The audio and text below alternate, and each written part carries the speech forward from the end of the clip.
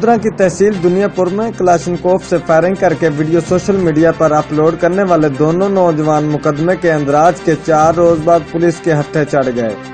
ملزمان کے خلاف ناجائز اسلحہ رکھنے کے 2 مزید مقدمات درج، کلاشنکوفیں بھی برآمد کر لی گئیں۔ تھانہ دنیا پور کے اسٹیشن ہاؤس افیسر رئیس علی انصر کے مطابق ملزمان عامر اور محمد خان نے 21 فروری کو کلاشنکوفوں سے ہوائی فائرنگ کی اور ویڈیو کو مختلف واٹس ایپ گروپ میں شیئر کیا، جس کا مقدمہ فوری طور پر سٹی تھانے میں درج کیا گیا تو ملزمان فرار ہو گئے۔ پولیس نے دونوں ملزمان کو گرفتار کر کے ان کے خلاف ناجائز اسلحہ رکھنے کے مقدمات بھی درج کر لیے ہیں اور کلاشنکوفیں بھی برآمد کر لی ہیں۔ رپورٹ عمر فاروق، نمائندہ جیو ایکسپریس نیوز، گیلے وال۔